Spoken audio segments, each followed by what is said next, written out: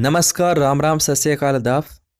मेरे जितने भी साथी हैं जो मुझसे जुड़े हैं, सबको मैंने सूचित किया था कि 15 तारीख को आपकी जो भाषा सेकंड है इंग्लिश, उसका जो नवीनतम पाठ्यक्रम है उसी के अकॉर्डिंग एक शानदार टेस्ट। लेकिन टेस्ट शुरू करने से पहले दो बातें आप लोगों को जरूर मैं कहूँगा। सबसे पहली बात, टेस्ट किसी का भी हो, आप कहीं पर भी दें, कभी भी दें, लेकिन देते समय आप खुद ये तय कर लें कि ये टेस्ट मेरे सिलेबस से लिंक है या नहीं। क्योंकि मैंने अधिकतर देखा है लोगों को, चाहे वो यूट्यूब के माध्यम से हो, चाहे वो आपके अन्य कोचिंग का, अन्य संस्थान का कोई टेस्ट हो, ऐसे टेस्ट लेते हैं जिनका हमारे सिलेबस से कोई लिंक नहीं होता। 10-10 प्रश्न बाहर से दे देते हैं। क्या मतलब है ऐसे टेस्ट देने का?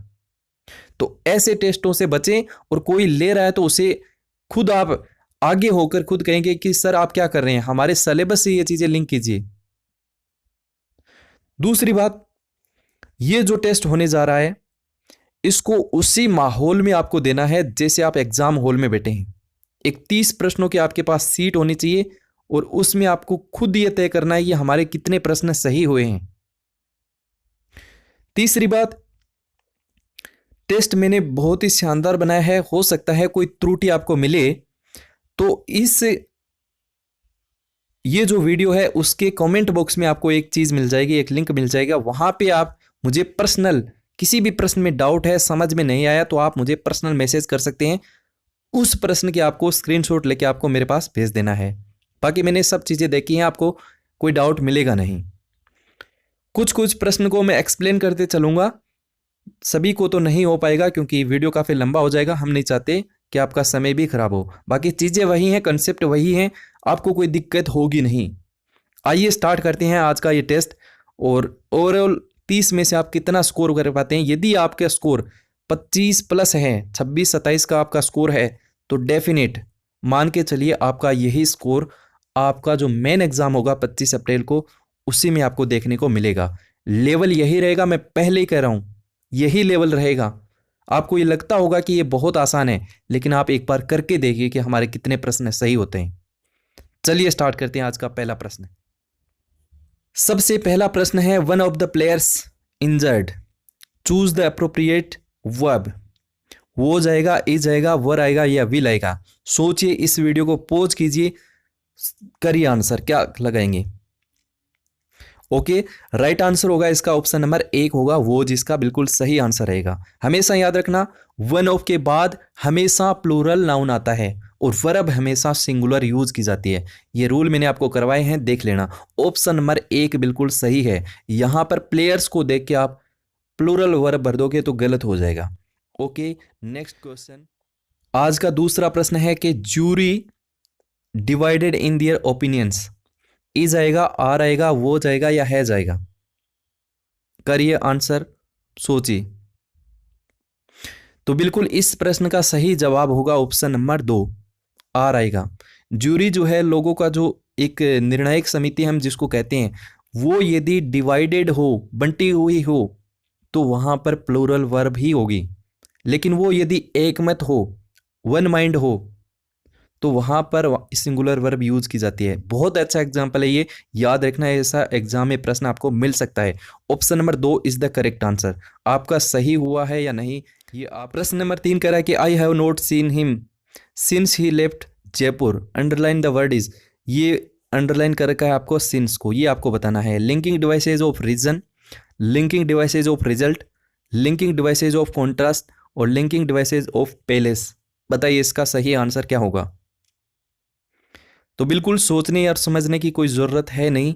सिंस की बात की है तो सिंस जो होते हैं वो रीजन को दर्शाते हैं। तो लिंकिंग डिवाइसेज ऑप्शन नंबर 1 इसका सही आंसर रहेगा। बिकॉज, सिंस, एज, फॉर, ये सारे रिजल्ट को ही शो करते हैं, सॉरी रीजन को ही शो करते हैं। रिजल्ट वाले शो है, देयर फॉर है, हेंस है, ये सारे आपके एज ए रिजल्ट को शो करते हैं। तो ऑप्शन नंबर इसका 1 बिल्कुल सही आंसर रहेगा, रीजन। प्रश्न नंबर 4 कह रहा है कि गोल्ड, यहां पे दे रखा है space, silver has fallen in price. And आएगा, बट आएगा, एज वेल एज आएगा या नोट ओनली आएगा? बताइए, करिए आंसर। देखिए, इस प्रश्न का यदि आप एंड कर रहे हैं तो बिल्कुल गलत कर रहे हैं। आप खुद सोच के देखिए, यदि आप एंड कर रहे हैं तो यहाँ पे हैज़ नहीं आता, फिर है वह हमको वर्ब मिलती। लेकिन आपको मैंने बताया था कि समानता किसी चीज़ की हो, एडिशनल जानकारी को आप ऐड करते हैं तो वहाँ पर एज वेल एज का प्रयोग करते हैं। सोने के साथ साथ चांदी के जो भाव हैं वो भी गिर रहे हैं। तो बिल्कुल सही आंसर जो रहेगा वो ऑप्शन नंबर 3 रहेगा। क्वेश्चन नंबर 6 कह रहा है कि सम teenagers in our community recently destroyed Delhi's road, therefore all teenagers irresponsible and destructive. बताइए इसका सही आंसर क्या होगा। ये कौन सी फैलेसी की ओर इंगित कर रहा है। The fallacy of hasty generalization, fallacy of analogy, fallacy of equivocation और फैलेसी ऑफ कंपोजिशन। दीजिए राइट आंसर होगा क्या। सोचिए समझिए फिर करिए आंसर। वीडियो को पॉज कर सकते हैं, आप आराम से पढ़ सकते हैं, समझ सकते हैं। इस प्रश्न का जो सही आंसर रहेगा वो ऑप्शन नंबर 1 रहेगा। कुछ किशोर, यहां पर कुछ किशोर की बात की है। कम्युनिटी के जो कुछ किशोर हैं, हमारी कम्युनिटी के जो कुछ किशोर हैं, उन्होंने दिल्ली के रोड को नष्ट कर दिया। और ये कह रहा है कि सभी टीनेजर्स हैं वो इनसे रिस्पॉन्सिबल हैं, गैर जिम्मेदार हैं, हानिकारक हैं। तो ये बात तो गलत हो गई ना। आप सबको कैसे कह सकते हो। तो यहाँ पर सीधी सी बात है, एक जनरल रूल डिसाइड कर लिया। तो यहाँ पर ऑप्शन नंबर 1 इसका सही आंसर रहेगा। Which of the following is not true, कौन सा इसमें से सत्य नहीं है। हालांकि ये प्रश्न मेरे को बोलना भी नहीं चाहिए, क्योंकि बोलूंगा तो कुछ चीज़ें आपको ऐसे ही समझ में आ जाएगी। आपको खुद को ही पढ़ना है, समझना है, फिर आपको आंसर करना है। करिए फिर। बोलूंगा नहीं, क्या लिखा है वैसे तो आपको पता लग जाएगा। बताइए, सोचिए। दे देते हैं 20 सेकंड का समय।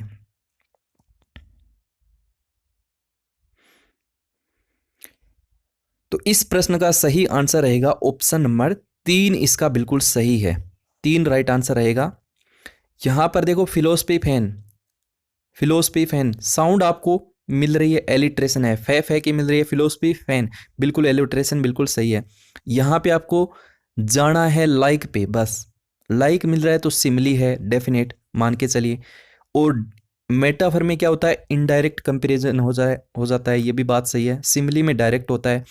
और यहां भी ये तीसरा गलत है कि my house is a friend who protect me, मेरा घर है वो मुझे मेरे फ्रेंड की तरह मुझे जो है प्रोटेक्ट करता है, सुरक्षित रखता है। तो यहाँ पर एक मानवीकरण किया गया है। फ्रेंड कैसे हो सकता है भाई घर। फ्रेंड तो कोई मानव जाति का होता है, मनुष्य जाति का होता है, कोई पर्सन हो सकता है। लेकिन यहाँ पर घर को क्या कर दिया, पर्सोनिफाई कर दिया। ये पर्सोनिफिकेशन का एग्जाम्पल था। यहाँ पर मेटाफर दे रखा है। तो हमसे नोट ट्रू पूछा है, तो ऑप्शन नंबर इसका 3 इसका सही आंसर रहेगा। तो क्वेश्चन नंबर 7 का राइट आंसर होगा ऑप्शन नंबर 3। चलिए अगला प्रश्न है प्रश्न नंबर 8। आंसर करिए फटाफट। Blink with the blind bats example of metaphor, personification, assonance या फिर एलिट्रेशन। सही जवाब करिए। तो इस प्रश्न का जो सही उत्तर है वो होगा ऑप्शन नंबर 4। भाई बे की साउंड रिपीट हो रही है तो एलिट्रेशन हो जाएगा। सीधा सा पड़ा है, सिंपल सा प्रश्न है। ऑप्शन नंबर 4 होगा इसका सही उत्तर। आगे बढ़िए। प्रश्न नंबर 9 क्या कह रहा है, which model is use to express request with respect. Could आएगा, मे आएगा, माइट आएगा या कैन आएगा। बताइए, आंसर करिए। तो 9वें प्रश्न का जो सही उत्तर होगा वो ऑप्शन नंबर साथियों होगा 2 ऑप्शन। मे जो है वो किसके लिए यूज किया जाता है, रिक्वेस्ट विथ रिस्पेक्ट के लिए यूज करते हैं मे का।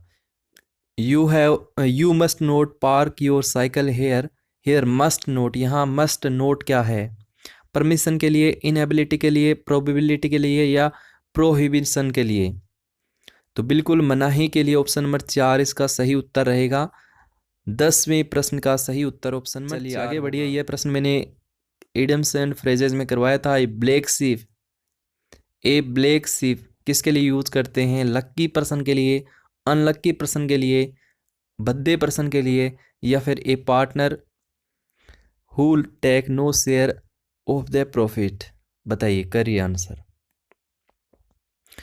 तो इस प्रश्न का जो सही उत्तर है वो होगा ऑप्शन नंबर 2।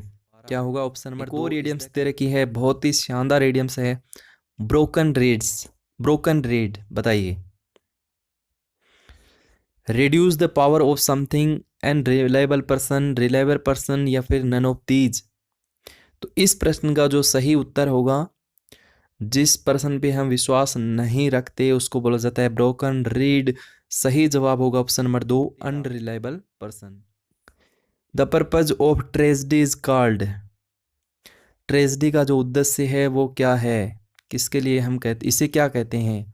ऑप्शन पहला है कैथास्ट्रोफी, दूसरा है डेनुमा, तीसरा है कॉन्फ्लिक्ट और चौथा है कैथारसिस। दीजिए आंसर, सोचिए समझिए, बहुत ही शानदार प्रश्न है। तो प्रश्न नंबर 13 का सही उत्तर होगा ऑप्शन नंबर 4, कैथारसिस। प्योरीफाई हम जिसको कहते हैं, टू क्लीन हम जिसको कह सकते हैं, शुद्धिकरण। कैथास्ट्रोफी नहीं होगा, ये ट्रेजेडी का जो अंत होता है, तबाही, उसको बोलते हैं कैथास्ट्रोफी। डेनुमा, डी से आपका कॉमेडी, कॉमेडी में डी आता है, तो डेनुमा उसका अंत होता है। डेनुमा यानी जो कॉमेडी का अंत होता है उसको डेनुमा बोलते हैं। आगे बढ़िए, प्रश्न number 14। A famous elegy Lycidas is edited by, बताइए, हॉपकिंस, थॉमस ग्रे, टेनिसन या फिर नन ऑफ दीज। प्रश्न नंबर 14 का राइट आंसर दीजिए, क्या होगा? इस प्रश्न का जो सही उत्तर है वो होगा ऑप्शन नंबर 4। जो आपकी लुसिडस है, लेसिडस है, उसके जो एडिटेड हैं वो है जॉन मिल्टन, जो ऑप्शन में है नहीं, तो ये फेमस है, लीजिए याद रखिए। चलिए प्रश्न नंबर 15 कह रहा है how many glottal sound are these in English. 9 होंगे, 6 होंगे, 3 होगा या फिर 1 होगा? बहुत ही बढ़िया प्रश्न है, दीजिए। तो 15वें प्रश्न का जो सही उत्तर है, सोच लिया होगा आपने, क्या होगा? ऑप्शन नंबर 4 होगा इसका सही आंसर। ग्लोटल साउंड की संख्या कितनी होती है? 1 होती है। और जब मैंने आपको बताया था, तब आपको बताया था कि एक ट्रिक बता देता हूँ, वो याद रखना हमेशा। एक ऐप का नाम है, कौन सा ऐप का नाम है? ब्लड। और नाम क्या है ऐप का? नाम क्या है? Blood app. कौन सा ऐप? Blood app.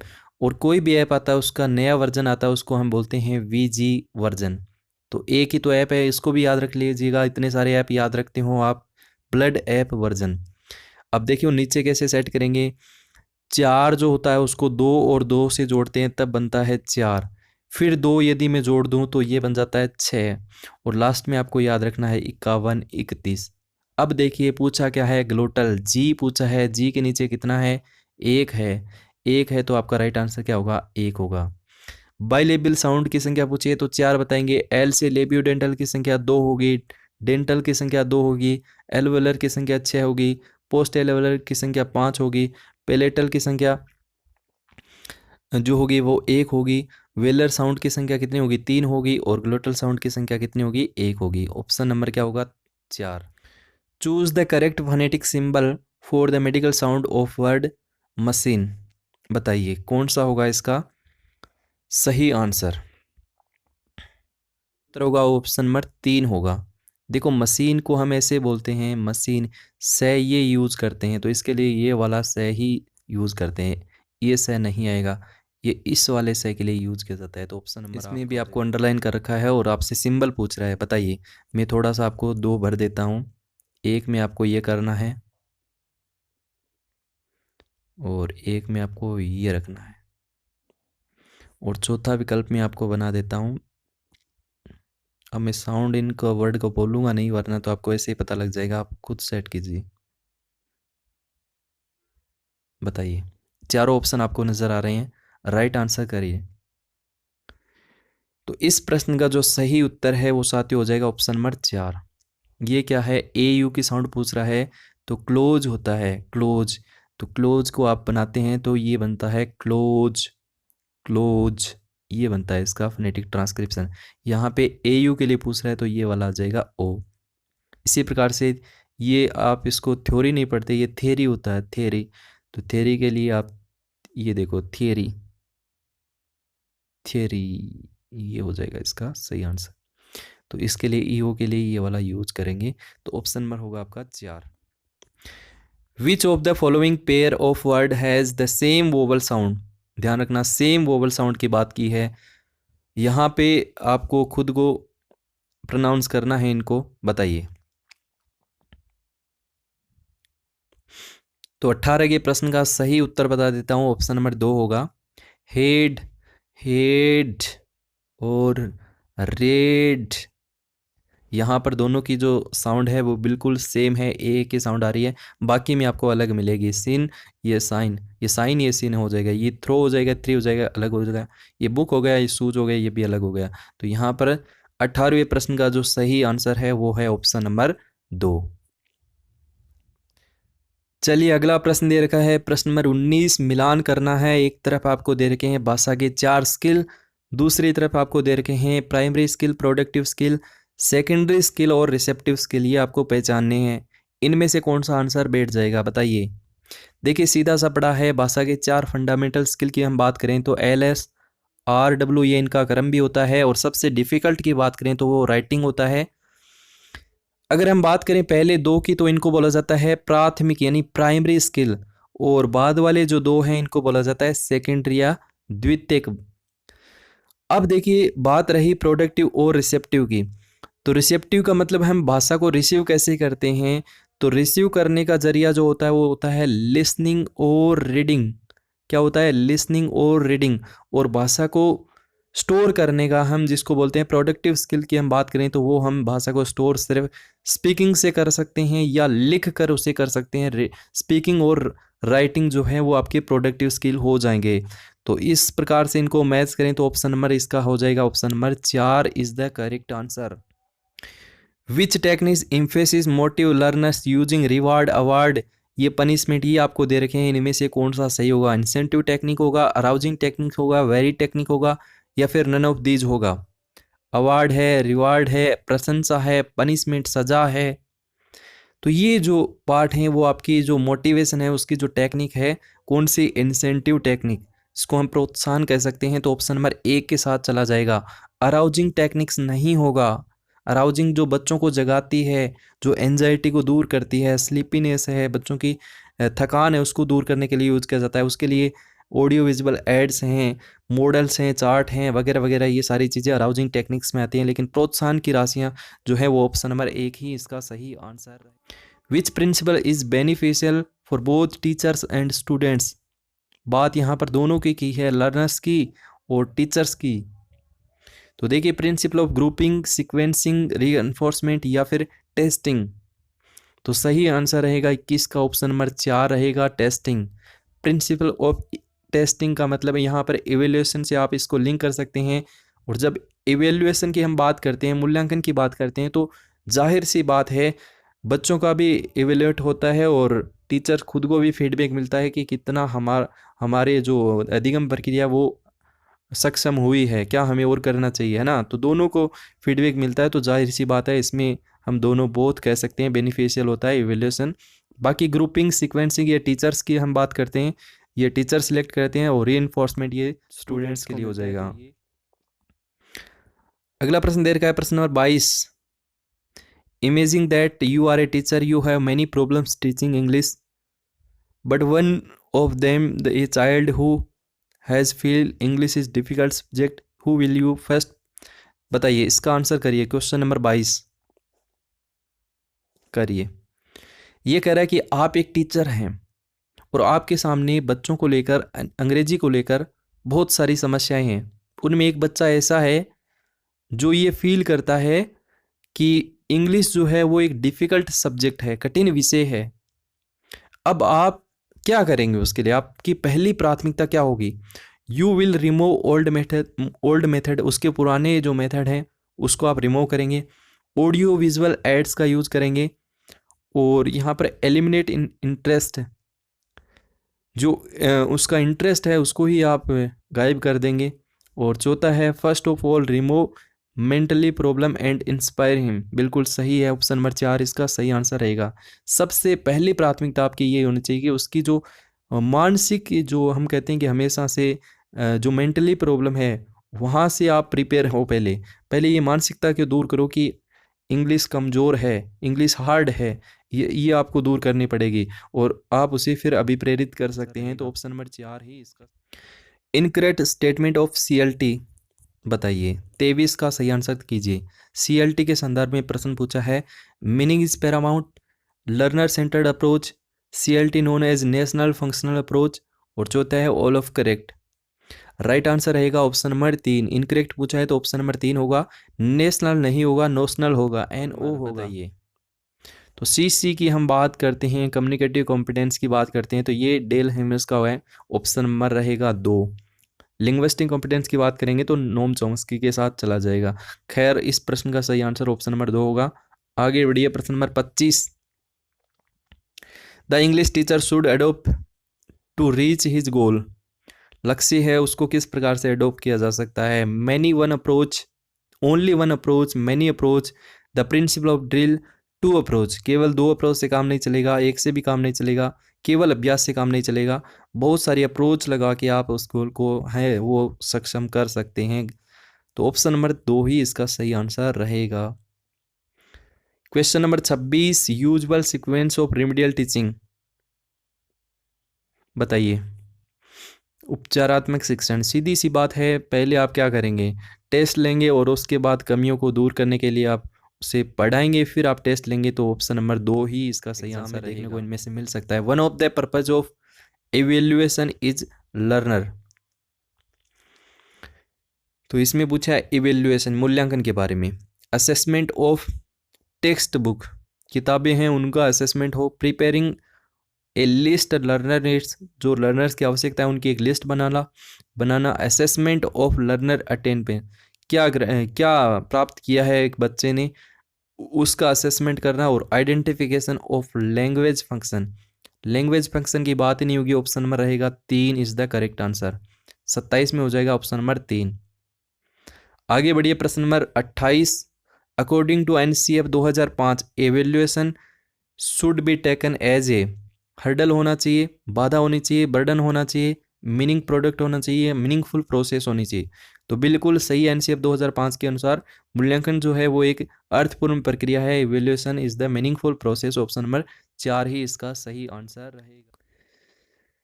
चलिए, आज की टेस्ट सीरीज का second last question. Multilingualism in a classroom need to be understood as by the teachers. क्या है? An asset and resource, problem है, सिस्टमेटिक इश्यू है, या फिर बैरियर है? दीजिए आंसर करिए। और आउट ऑफ 30 में से आपका स्कोर क्या रहा ये भी कमेंट बॉक्स में ज़रूर लिखिए। हमेशा हमारे साथ जुड़े रहें या किसी के भी साथ जुड़े रहें, कहीं से भी आपको हेल्प मिले वहाँ से लेते रहें, करना आपको ही पड़ेगा। और इंग्लिश में आपको पढ़कर चीज़ें समझ में नहीं आती हैं तो कुछ कीवर्ड्स हैं उनको आप ज़रूर ध्यान में रखिए। तो टीचर्स के लिए जो है वो मल्टीलिंगुअलिज्म क्या है? एक संपत्ति है, रिसोर्स है, ऑप्शन नंबर 1 है वो इसका सही आंसर रहेगा। वैसे ये टॉपिक मैंने आपको करवाया नहीं है, बहुत जल्द आपको सटीकता के साथ ये टॉपिक मिलने वाला है। लास्ट क्वेश्चन दे रखा है, प्रेडिकेशन एज ए सब स्किल इज एसोसिएट विथ। बताइए इस प्रश्न का सही आंसर क्या होगा? किसके साथ लिंक करोगे प्रेडिकेशन को? सही जवाब होगा ऑप्शन नंबर 4, रीडिंग। प्रेडिकेशन लिंक होगा रीडिंग से। और एक मूल्यांकन का एक सबसे बड़ा भाग हम कह सकते हैं पूर्व अनुमान। और ये तभी लगता है जब हम बच्चे को पढ़ते हैं। आपने बच्चे की कक्षा 10 की मार्कशीट देखी और उस मार्कशीट को देखकर आप उसको ये कहते हैं कि तुम्हें साइंस लेना है, तुम्हें आर्ट लेना है। ये जो पूर्वानुमान है वो आपको पढ़कर ही पता चलेगा। तो ये जो प्रेडिकेशन है वो रीडिंग के साथ कनेक्ट होगा, याद रखिएगा। Option number 4 is the correct answer. तो ये आपके 30 प्रश्नों का टेस्ट था। उम्मीद करता हूँ ओवरऑल स्कोर आपका 26 प्लस रहा होगा। कमेंट बॉक्स में ज़रूर लिखिएगा। पूरी PDF आपको टेलीग्राम ऐप पे मिल जाएगी। बने रहिए, मुस्कुराते रहिए। नेक्स्ट आपको 2-3 दिन में 2 वीडियो ज़रूर मिलेंगे, इलिजी का और जो आपका CLT अप्रोच है उसका। और ऐसे वीडियो जो आपको बेहतर करने की ताकत देंगे। Thank you so much, have a nice day, bye bye, take care.